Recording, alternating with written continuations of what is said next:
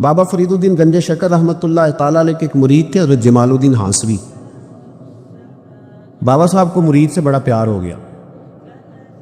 وہ ہانسا کے رہنے والے بابا صاحب پاک پتن کے، تو وہ بیچارے اکیلے بھائی تھے، والد بھی فوت ہو گیا تو ماں بوڑھی تھی.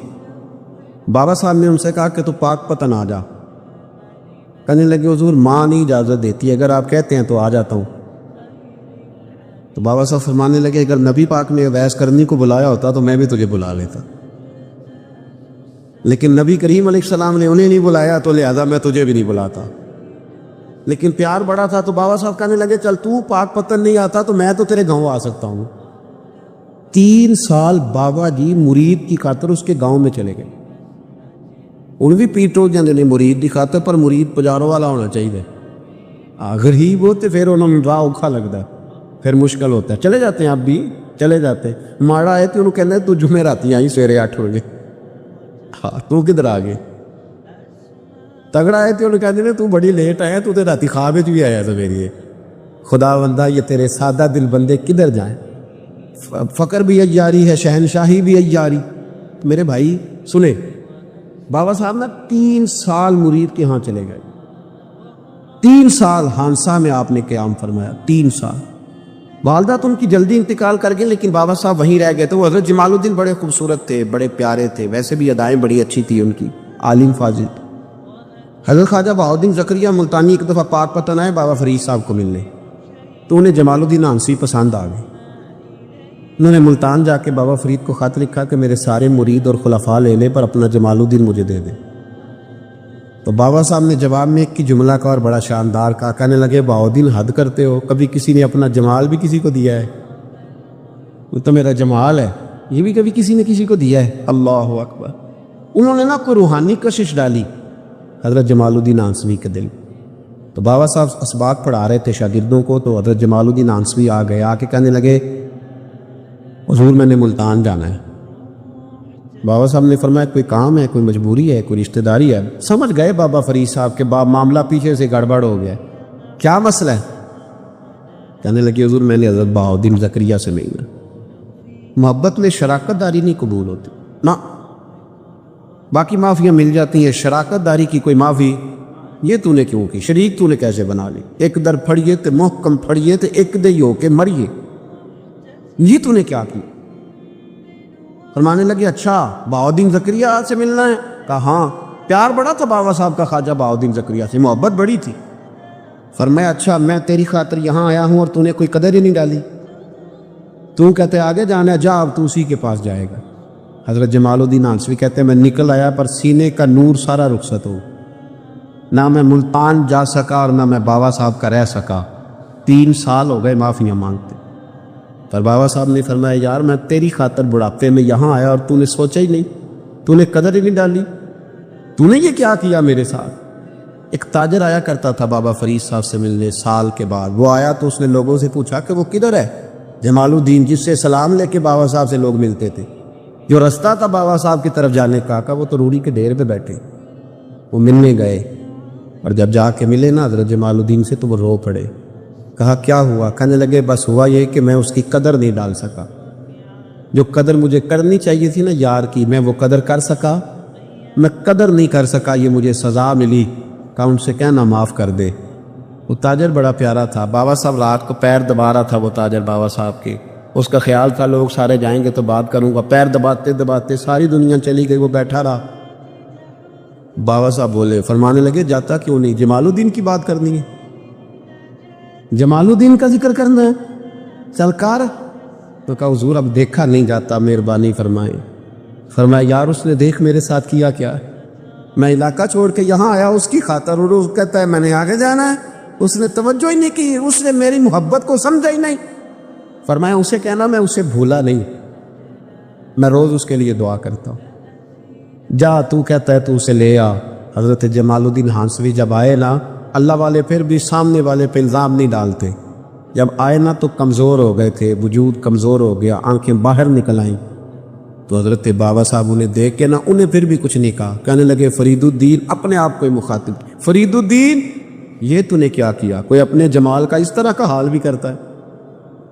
ان کو جب معافی ملی تو وہ رو پڑے، کہنے لگے حضور میرے لیے دعا کرے، اب میں رضا میں ہی پردہ کر دوں۔ ان کا انتقال ہوا اور بابا صاحب نے خود جنازہ پڑھایا۔ سنو بخاری شریف، سنو بخاری، صحیح بخاری۔ حضرت عمر فاروق رضی اللہ تعالیٰ عنہ فرماتے میں تورات پڑھ رہا تھا، نبی پاک علیہ السلام مسجد نبوی میں آئے تو میں تورات پڑھ رہا تھا، تورات۔ حضور نے آتے پوچھا عمر کیا کر رہے ہو؟ یا رسول اللہ صلی اللہ علیہ وسلم تورات پڑھ رہا ہوں جو حضرت موسیٰ علیہ السلام پہ نازل ہوئی اللہ کی کتاب۔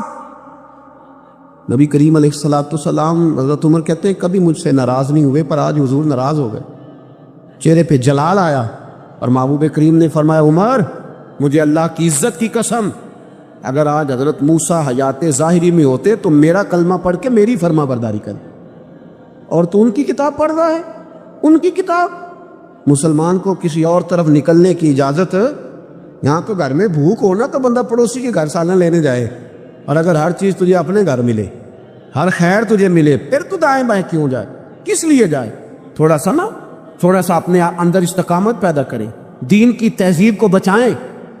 رحمت اللہ علیہ درویش تھے دلی کے، بہت سارے لوگ مرید تھے، ایک بڑا خدمت گزار مرید تھا، مزدوری کرتا تھا، غریب تھا، تو 6 بیٹیاں تھیں اس کی۔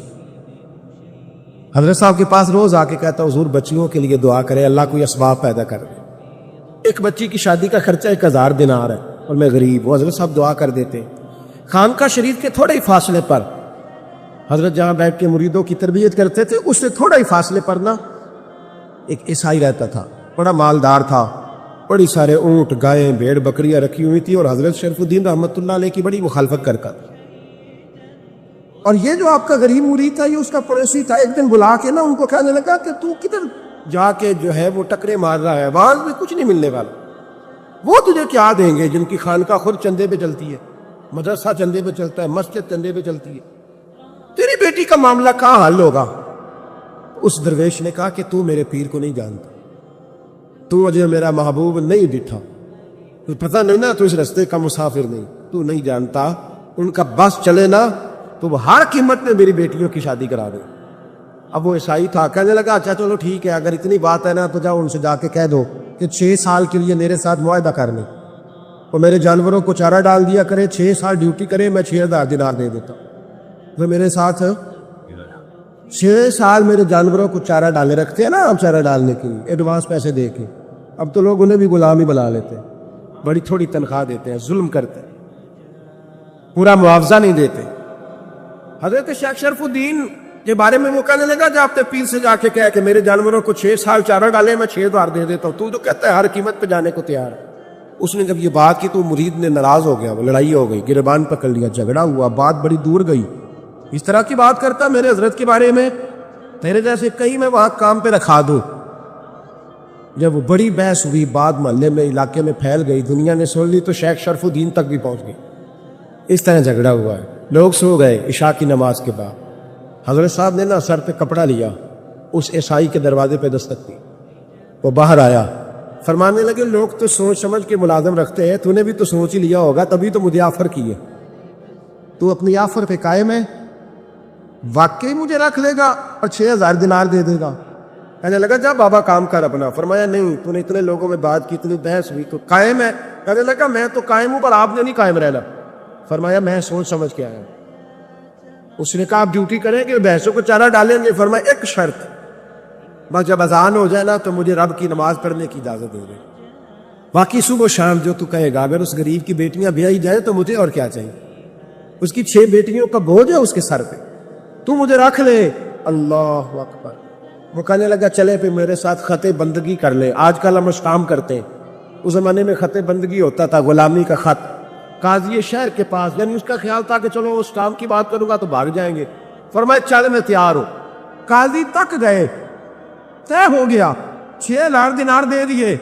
حضرت نے مرید کو بلایا، فرمایا پتر یہ لے جا، جا میری بیٹیوں کو روانہ کر دے۔ کہنے لگا حضور یہ کیا کر رہے ہو آپ، کچھ سوچے؟ فرمایا یار جب تجھے بیٹا بنا لیا تو پھر میری پوتیاں تو لگتی ہیں نا، میرا حق تو بنتا ہے نا، جا جا کے ڈیوٹی کر، ان کو بیاہ دے۔ بات پھیل گئی، بادشاہ بھی عقیدت مند تھا، وہ 12000 دینار لے کے پہنچا۔ کیا بتاؤ ان رب کے بندوں کا دل کیسا ہوتا ہے، کیا درد ہوتا ہے، کیا رنگ۔ 12000 دینار لے کے بادشاہ آیا، اور آ کے حضرت کو پیش کیے کہ حضور آپ دیں اس عیسائی کو ڈبل دیں اور جائے کام کرے.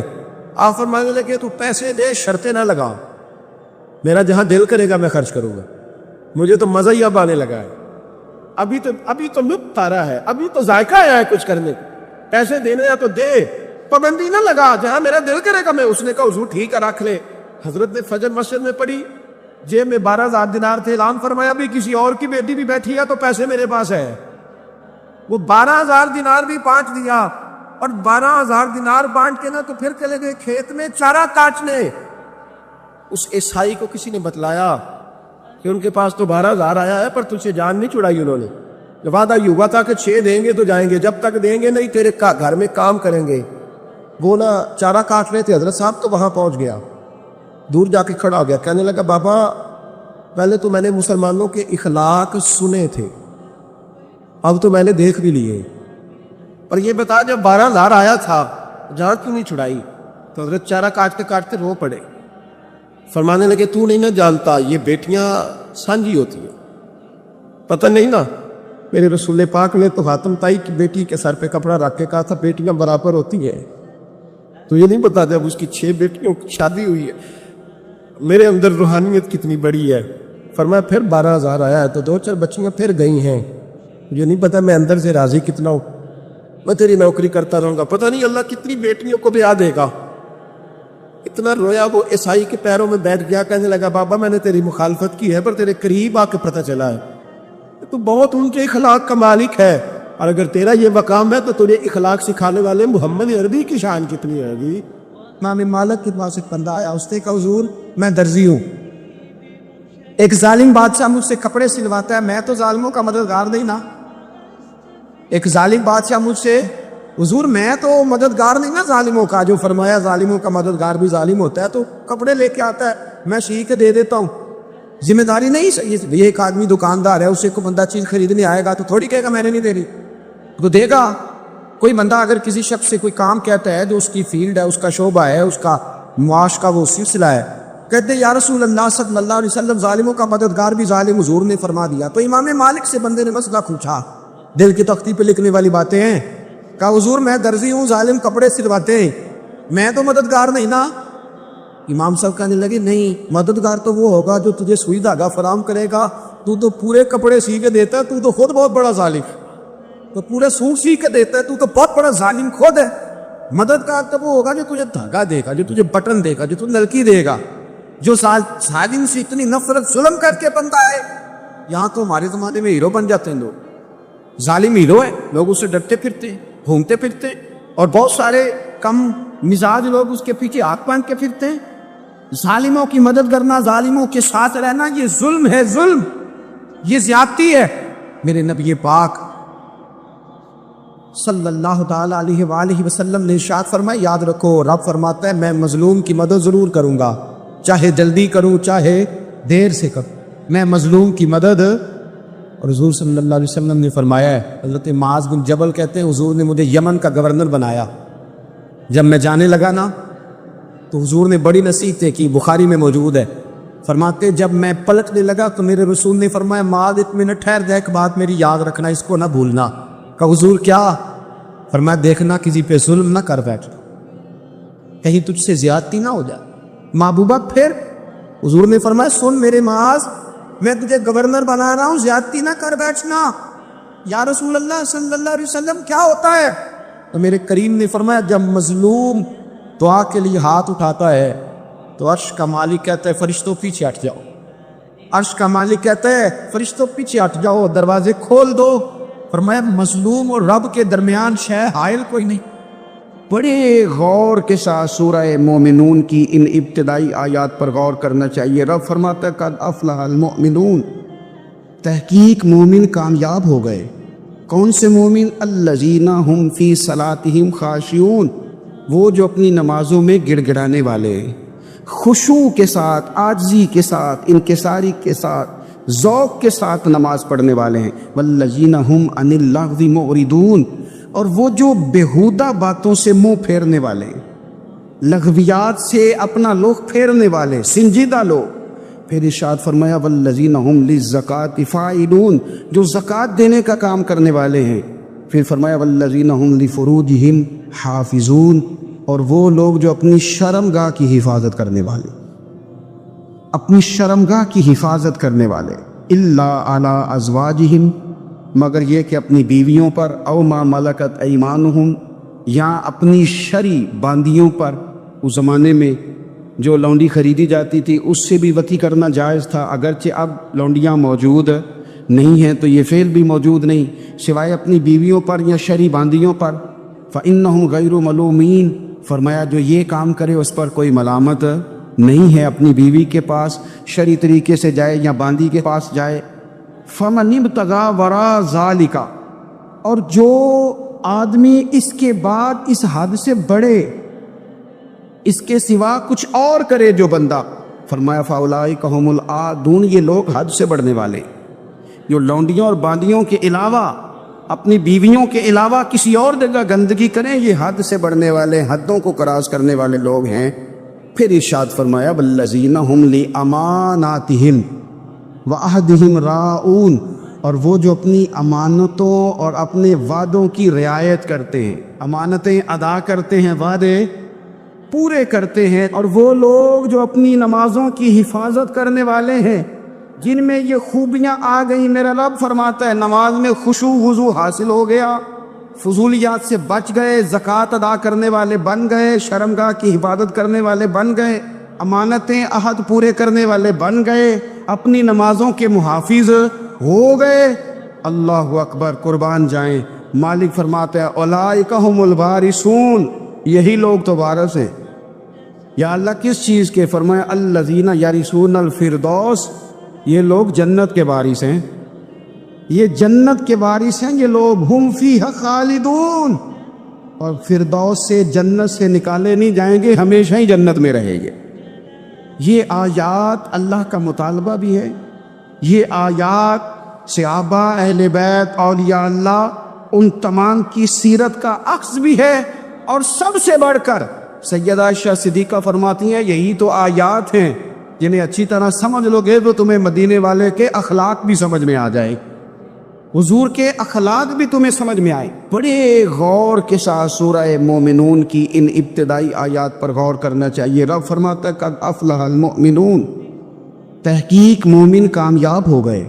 کون سے مومن؟ الذین هم فی صلاتہم خاشعون، وہ جو اپنی نمازوں میں گڑ گڑانے والے، خشوع کے ساتھ، عاجزی کے ساتھ، انکساری کے ساتھ، ذوق کے ساتھ نماز پڑھنے والے ہیں۔ دیکھیں قرآن نے یہ نہیں کہا شروع میں کہ وہ لوگ اپنی نماز پابندی سے پڑھتے ہیں، بلکہ فرمایا وہ نمازوں میں عاجزی کرتے ہیں، وہ نماز میں خشوع کرتے ہیں، خضوع کرتے ہیں۔ نماز ہم بھی پڑھتے ہیں، ڈھیر سارے لوگ ہیں جن کا یہ مطالبہ ہے کہ میرا نماز میں دل ہی نہیں لگتا۔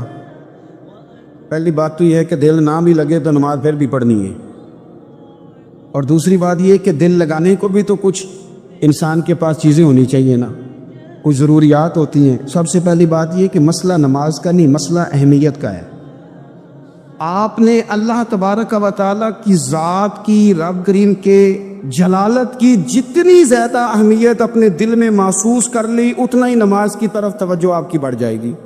آپ سادی سی مثال ہے، غور کر لیں، جتنا آپ اپنے استاد کو پروٹوکول دیتے ہیں، جتنی عزت کرتے، اتنا ہی وقت پہ آپ ان کے پاس پہنچ بھی جاتے۔ اگر آپ کے دل میں اہمیت نہیں ہے تو آپ ٹال دیں گے، اور جس استاد کی اہمیت ہے اس کے فون کی گھنٹی بجتے ہی فون بھی اٹھایا جائے گا، اور بات پوری مکمل بھی نہیں ہوگی تو کہا جائے گا جیسے آپ کہیں گے، اور جو وقت وہ دیں گے ان سے 10 منٹ پہلے پہنچنے کی کوشش بھی کی جائے گی۔ بس سمجھ لیں دل لگنے نہ لگنے کا مسئلہ نہیں، اہمیت کا مسئلہ ہے۔ آپ جتنی اپنے مالک کی بارگاہ کی اہمیت سمجھ لیں گے، اتنا ہی وقت پہ مسجد آئیں گے، اتنا ہی شوق سے نماز پڑھیں۔ دوسری بات، نماز کے ترجمے پہ غور کریں۔ آپ یقین کریں اگر نماز کا ترجمہ ہمیں آ جائے نا تو ہمیں تو یوں لگے کہ ہم تو اپنے مالک کی بارگاہ میں عرض و معروض کرنے حاضر ہوئے ہیں۔ یہ سورہ فاتحہ ہی دیکھ لیں آپ، حضور فرماتے ہیں، رب فرماتا ہے سورۃ فاتحہ آدھی میری ہے آدھی میرے بندے کی ہے۔ جب اس نے کہا الحمدللہ رب العالمین الرحمن الرحیم مالک یوم الدین ایاک نعبد و ایاک نستعین، جب یہاں تک وہ لفظ کہتا ہے تو یہ حصہ میرا تھا، اس نے اپنے رب کی تعریف کی، اور جب کہا نا اس نے اہدنا الصراط المستقیم، اب بندے نے التجائیں شروع کر دی. اس نے کہا کہ مالک بھی تو ہے, رحمان بھی تو ہے, رحیم بھی تو ہے, عبادت بھی تیری کرتے ہیں تو مدد بھی تو تجھی سے مانگنی ہے نا. اب مہربانی فرمانا اہدنا الصراط المستقیم, ہمیں سیدھا راستہ دکھا دے. صراط الذین انعمت علیہم, ان لوگوں کا راستہ دکھانا جن پر تو نے انعام کیا ہے. غیر المغضوب علیہم ولا الضالین, ان کے راستے پہ نہ چلانا جن پر تیرا غضب ہوا, جو گمراہ ہو گئے ان کے راستے. تو نماز میں جب ترجمے پر آپ کا غور ہوتا ہے تو آپ کا تو دل خود بخود لگ جاتا ہے, شوق پڑ جاتا ہے آپ کا. تو اتنی چیزیں ہم زندگی میں یاد کرتے ہیں, تو اگر ترجمہ بھی نماز کا یاد کر لیں اور پھر شوق سے پڑھیں تو آپ یقین کریں طبیعت کھینچی چلی آئے گی. ہمارے یہاں کچھ لوگ نماز پڑھتے ہیں پر بڑی لاپرواہی سے پڑھتے ہیں, کبھی ادھر دیکھتے ہیں کبھی ادھر دیکھتے ہیں, کبھی بال سہلاتے. اور میں نے دیکھا ہے سجدے جا رہے ہیں تو سیانے سیانے بندے کبھی کپڑے کو چھیڑ رہے ہیں, کبھی جگہ کو چھیڑ رہے ہیں. میرے نبی کریم صلی اللہ تعالی علیہ وسلم نے فرمایا ان لوگوں کا کیا حال ہے جو اپنی نماز میں نظریں آسمان کی طرف اٹھاتے ہیں, رکوع سے اٹھے تو اوپر دیکھنا شروع کر دیا, کیا حال ہے ان کا. اور پھر حضور نے ایک موقع پر تو سختی فرمائی, فرمایا جو نماز پڑھتے اپنی نظریں آسمان کی طرف اٹھاتا ہے وہ باز آ جائے, ورنہ ایسا نہ ہو کہ رب اس کی آنکھیں ہی چھین لے. وہ باز آ جائے اس کام سے. خشوع کے ساتھ نماز پڑھے, عاجزی کے ساتھ نماز پڑھے, اس کا دل لگا ہوا ہو نماز کے اندر. میرے نبی پاک صلی اللہ تعالیٰ علیہ وآلہ وسلم کے غلام حضرت انس بن مالک رضی اللہ تعالیٰ عنہ فرماتے کہ رسول پاک صلی اللہ علیہ وسلم نے مجھ سے فرمایا تھا کہ بیٹے نماز میں ادھر ادھر دیکھنے سے بچو, کیونکہ فرمایا نماز میں ادھر ادھر توجہ کرنا یہ بندے کو ہلاک کر دیتا ہے. ہلاکت ہے اس میں اگر تم نے ادھر ادھر توجہ کی. نماز تم مالک کی بارگاہ میں کھڑے ہو اور تم دیکھ ادھر ادھر رہے ہو. تو ایک تو نماز عاجزی کے ساتھ. پھر فرمایا والذین ہم عن اللغو معرضون, وہ لوگ جو فضول باتوں سے, لغویات سے اپنا منہ پھیر لیتے ہیں, فضولیات سے. ہمارے یہاں نا بہت سارے لوگ ایسے ہیں کہ وہ بلا وجہ ان چیزوں میں دلچسپی لیتے ہیں جو ان کے مطلب کی نہیں ہے. ان کے مطلب کی مطلب آپ کسی سے ملنے کہتے ہیں کیا حال ہے, ٹھیک ہے جی. بچوں کا کیا حال ہے, ٹھیک ہے. بچے کتنے ہیں؟ تو بھئی آپ کو جب پتہ ہی نہیں تھا کتنے ہیں تو حال کیوں پوچھا آپ نے؟ آپ کرتے کیا ہیں؟ آپ کا بڑا بھائی کیا کرتا ہے, چھوٹا بھائی کیا کرتا ہے, ابا جی کیا کرتے ہیں؟ بھئی آپ کے مطلب کی بات نہیں, آپ مطلب کی مقصد کی بات کریں. بے مقصد باتوں میں الجھنے کی ضرورت نہیں ہے. دیکھیں اپنا ادارہ میں چلاتا ہوں, اپنا گھر آپ چلاتے, اپنی ڈیوٹی آپ کرتے. آپ کو زیادہ بہتر پتہ ہے کہ آپ اپنا گھر کیسے چلا رہے ہیں. مجھے زیادہ بہتر پتہ ہے کہ میں مدرسہ مسجد, مجھے زیادہ بہتر پتہ ہے اس کے اندر کون سی اصطلاح کس طرح کرنی ہے. یہ مجھ سے زیادہ بہتر کوئی بندہ جانتا نہیں. اب ہم کیا کرتے ہیں, جب ہم دوسرے کے کام میں مداخلت کرتے ہیں تو دو نقصان ہوتے ہیں. ایک تو اس کے ساتھ ہمارا رائے کا اختلاف ہو جاتا ہے, اور دوسرا ہمارے اپنے بہت سارے کام رہ جاتے ہیں کیونکہ ہماری توجہ ہی دوسرے کی جانب تھی. اپنے بڑے سارے کام رہ جاتے. اس لیے بہت ساری ایسی چیزیں ہیں جن میں بلا وجہ کوئی مقصد نہیں. ہم پرانے لوگوں سے باتیں سنا کرتے تھے, ہمارے بزرگ کہا کرتے تھے جڑے پنڈ جانا نہیں, جڑے پنڈ جانا نہیں ادھر راہ پوچھنے دی کی. لغویات میں نہ الجھے, فضولیات میں نہ الجھے, یعنی ٹو میں رہنا, ٹو میں. آپ یقین کریں میں نے پرسنلی طور پہ اس چیز کو محسوس کیا ہے کہ ہمارے بہت سارے اہم حقوق صرف اس لیے مس ہوتے کہ ہماری اپنے سے زیادہ توجہ سامنے والے پہ ہوتے. سامنے والے میں نے دیکھا بڑے بڑے عجیب سوال اور بڑے بڑے انوکھے سوال, مطلب یہ کہ اتنی لمبی چوڑی, اور لوگوں کو بڑا پتہ ہوتا ہے یہ فلاں آدمی جو ہے اس کے بچے کتنے ہیں, وہ بیاہ کہاں پہ, کس کس علاقے میں ان کی شادیاں ہوئی. اتنی تفصیلات کی ہمیں ضرورت نہیں ہے. ہم سے تو ہمارے بارے میں پوچھا جائے تو ہمیں اپنا معاملہ بڑا صاف ستھرا. دیکھیں کیا سونی بات کی مدینے والے رسول, قربان جائیں حضور کے جملوں پر. ایک شخص نے پوچھا حضور سونا اسلام کون سا ہے, خوبصورت مسلمان کون ہے؟ تو نبی پاک صلی اللہ علیہ وسلم نے فرمایا وہ خوبصورت مسلمان ہے جو بات اس کے مقصد کی نہیں, بے معنی ہے, وہ بات وہ چھوڑ دے. بے مقصد باتوں سے الجھنا جو بندہ چھوڑ دے وہ مسلمان بڑا سونا مسلمان ہے. ہم کمزور اس لیے ہوتے ہیں کہ ہماری توجہ زیادہ دوسروں کی باتوں پر پڑتی ہے. پھر فرمایا والذین ہم للزکاۃ فاعلون, وہ لوگ جو زکوٰۃ دینے کا کام کرتے ہیں، صدقات کرتے ہیں، خیرات کرتے ہیں، وہ کامیاب ہو جاتے ہیں۔ پھر فرمایا والذین ہم لفروجہم حافظون، وہ جو اپنی شرمگاہ کی حفاظت کرتے ہیں۔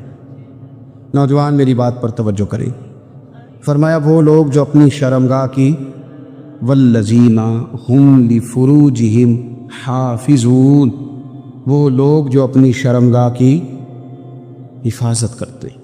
حضور غوث پاک رضی اللہ تعالیٰ عنہ فرمایا کرتے تھے، دو چیزیں انسان اپنی سنبھال لینا، ایک پیٹ اور ایک شرمگاہ، تو فرماتے تھے ولایت اس کے بڑی قریب آ جاتی۔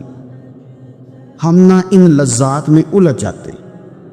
سیانے سیانے بندے، روٹی کمر سیدھی کرنے کے لیے کھانی چاہیے، زبان کے ذائقے کے لیے نہیں کھانی چاہیے۔ یہ زبان کا ذائقہ لگ جائے یہ کہیں کا نہیں چھوڑتا انسان۔ اپنی شرمگاہ کی جو لوگ حفاظت کر لیتے، کوئی بڑے سے بڑا گناہ کرنے سے بھی بندہ کافر نہیں ہوتا، بندہ کفر کرنے سے کافر ہوتا ہے۔ گناہ بڑے سے بڑا کرنے والا بھی گناہ گار ہے، کافر نہیں۔ کہ بعض گناہ ایسے ہیں جو جس وقت بندہ کر رہا ہوتا ہے اس وقت وہ مومن نہیں ہوتا۔ میرے نبی کریم صلی اللہ تعالیٰ علیہ وسلم نے فرمایا جب کوئی شرابی شراب پیتا ہے اس وقت مومن نہیں ہوتا، جب کوئی چور چوری کرتا ہے تو اس وقت مومن نہیں ہوتا، اور جب کوئی زانی زنا کرتا ہے تو تب وہ مومن نہیں ہوتا۔ اتنی دیر کے لیے اس کے دل سے ایمان نکال لیا جاتا ہے۔ یہ جو ہمارے لڑکے بن سنور کے نکلتے ہیں، یہ جو میک اپ کا خرچہ لڑکیوں کے برابر لڑکوں کا ہوتا جا رہا ہے، یہ جو لڑکے بھی رات کو چہرے پر کریم لگا کر کے سوتے ہیں، یہ بتا سکتے ہیں کہ مقاصد کیا ہے؟ بتا سکتے ہیں؟ یعنی بچے بھی بغیر شیمپو کے بال نہیں دھوتے، مثلا کیا کرنا ہے آپ نے اس کا؟ بڑی بڑی قیمتی چیزیں جو ہیں وہ آپ نے رکھی ہوئی ہیں، مقصد کیا ہے؟ کہ جو ہمارے بچے بن سنور کے نکل رہے ہیں تو کیا دعوت دے رہے ہیں سوسائٹی کو؟ شارٹ نکرے پہن کے جو نکلے ہوئے، اریاں لباس پہن کے نکلے ہوئے۔ اقبال نے کہا تھا دیار مشرق حوث میں غلطاں، شباب اریاں شراب اسیاں، جسے بھی دیکھو غری کے اسیاں۔ ہم ایسی تہذیب کیا کریں گے؟ شباب اریاں، تم نے اپنی جوانی ننگی کر ڈالی ہے ساری، معاذ اللہ۔ کن مقاصد کے لیے؟ میں وہ اعداد و شمار بتا نہیں سکتا۔ ہمارے ہاں گاند سستا ہو گیا ہے، لوگوں نے گناہ تک پہنچنا آسان بنا لیا ہے۔ آپ دیکھ لیں گندگی دروازے پہ اور گند موبائل میں، کیسے بچائیں ان بچوں کو؟ کیا کریں؟ کلیجے پھٹتے، ابھی باتیں سوچتے ہیں تو سوچتے ہیں آنے والی نسل کو کہاں لے جائیں، کہاں چھپائیں، کیا ایسا کرے کہ یہ بچ جائیں، خدا را قربان جائیں حضرت عثمان غنی پر۔ مصنف ابن ابی شیبہ میں صحابہ فرماتے ہیں حضرت عثمان غنی نا بڑے مالدار تھے۔ مال آتا ہے تو لوگ عیاش نہیں ہو جاتے، مال آتا ہے تو لوگوں کی خواہشات بہت بڑھ نہیں جاتی۔ بڑے مالدار تھے، مالدار بھی تھے اور سونے بھی بڑے تھے۔ حضرت اسامہ بن زید کہتے ہیں میں نے زندگی میں اتنا سونا بندہ نہیں دیکھا جتنے حضرت عثمان غنی خوبصورت تھے، پیسہ بھی حسن بھی، لیکن فرماتے ہیں کہ حضرت عثمان غنی سب سے بڑھ کر اپنی شرمگاہ کی حفاظت کرنے والے اور سب سے بڑھ کر صلہ رحمی کرنے والے، رشتہ داروں سے اچھا سلوک کرنے والے، حیا والے، شرم والے، پاکیزگی والے۔ السلام علیکم ناظرین، ویڈیو اینڈ تک دیکھنے کے لیے آپ کا شکریہ۔ اگر ویڈیو پسند آئی ہے تو لائک کریں، شیئر کریں۔ ایسی مزید ویڈیو دیکھنے کے لیے ہمارے چینل کو سبسکرائب کر لیں۔ شکریہ۔